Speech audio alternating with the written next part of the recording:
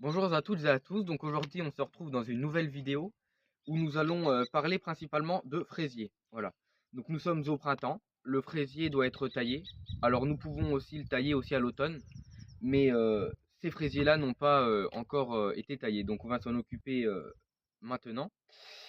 Donc pour tailler mes fraisiers, premièrement, est-ce que vous savez à quoi ça sert de tailler les fraisiers?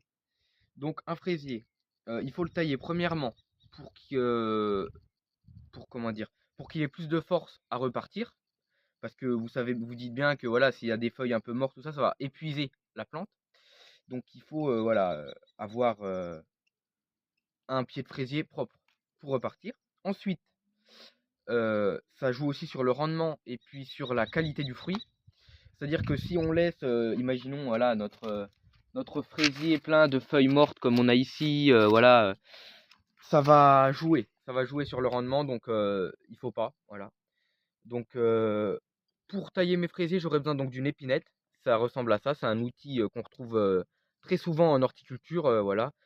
C'est, si on pourrait dire, c'est un peu la mélange entre un sécateur et un ciseau. Voilà, ça coupe très bien, ça passe partout, c'est bien pour les petites feuilles, les petites tiges, les voilà. Donc on va couper avec notre épinette.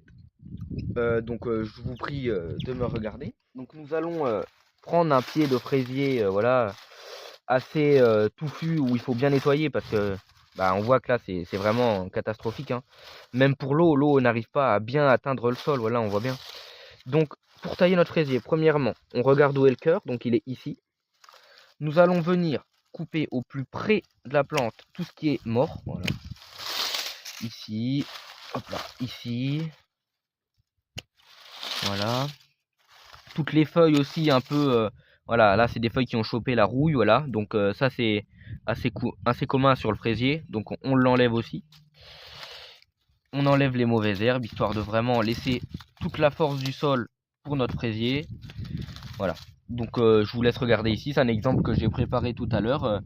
On voit que le fraisier a de la place, il n'y a pas de mauvaises herbes autour qui pourraient venir pomper l'énergie donc de notre fraisier. Et les feuilles, voilà, j'ai oublié de le dire, mais imaginons on a des feuilles assez grandes, et ben on peut les tailler de moitié, histoire de laisser l'énergie au cœur du fraisier.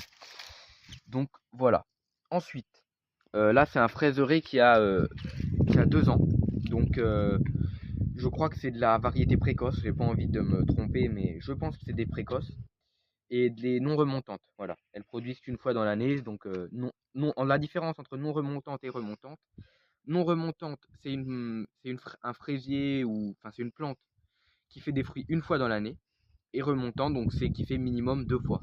C'est souvent 2 à 3 fois dans l'année. Voilà. C'est similaire pour le framboisier, c'est similaire pour le mûrier, voilà. Donc, passons cette parenthèse.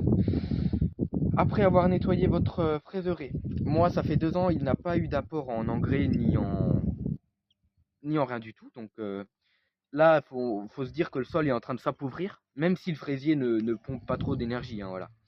Mais moi, ce que j'ajoute au sol, voilà, c'est des granulés de fumier de cheval, donc qu'on achète en sac de 50 ou 70 litres. C'est bien pour le sol parce qu'en fin de compte, c'est un peu comme si on mettait du fumier. C'est-à-dire que lorsque l'eau vient au contact voilà, au contact du granulé, ça fait directement une sorte de petite poudre comme ça. Ça va se mélanger à la terre à force des pluies, voilà. Et puis la plante, au bout d'un moment, elle aura besoin d'un peu d'énergie et ça sera présent pour pouvoir la booster. Donc au niveau de l'épandage de ce genre de produit, voilà, on vient, on prend en petite poignée et puis voilà, il faut pas avoir la main trop lourde, mais il faut quand même en mettre. Parce que sachant qu'il y a peut-être des animaux sauvages, vu qu'on habite à la campagne, qui pourraient venir, ça appâte les animaux sauvages. Donc voilà, il faut toujours en mettre plus, ils pourraient venir en manger 2-3. Donc voilà, on vient, faut bien en mettre, histoire de bien nourrir le sol. Donc lorsque ça c'est terminé, là j'ai mis, mais bon, on aurait déjà dû tout tailler avant pour faire ça vraiment bien. Lorsque ça c'est fini, la chose à faire, c'est d'arroser un coup pour que nos granulés gonflent et se dilatent, qui deviennent la même granulométrie que le sol.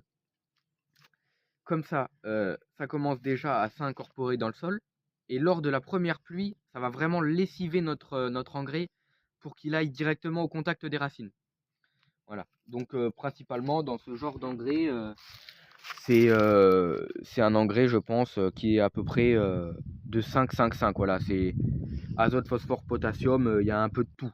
C'est vraiment pas ciblé pour les feuilles, pour les racines ou pour les fruits, c'est vraiment en général. Ensuite, si je peux vous conseiller un truc en début de saison, lorsque le fraisier commence à repousser, c'est les engrais pour fraisier qu'on trouve un peu partout dans nos jardineries. D'en mettre un petit peu, ça va aider à la floraison, voilà.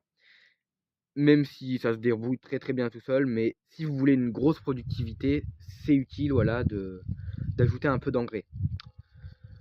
Sur ce, j'espère vous avoir appris des choses, voilà, vous avoir remis en mémoire des expériences. Pour la suite de la culture à entretenir tout au long de l'année, lorsqu'un fruit commence à pourrir ou un champignon, il faut bien le tirer, bien l'enlever, histoire d'éviter la contamination générale de notre fraiseraie. Et ensuite, à l'automne, je conseillerais de le tailler à l'automne parce qu'au printemps, vous voyez, on est un peu en retard. La végétation commence à repartir. On voit qu'ici, donc là, on a des feuilles qui commencent à arriver. C'est déjà un peu tard, mais à faire quand même. Voilà, attendre le printemps, tout ça. Au printemps, on met l'engrais, on le met pas à l'automne. C'est mieux de le mettre au printemps pour que ce soit pas trop lessivé durant l'hiver, excusez-moi. Ensuite, si vous avez des questions, donc je vous laisse me le partager dans l'espace commentaire. Et puis, j'espère vous avoir aidé dans vos manipulations au jardin et au potager. Sur ce, bon après-midi.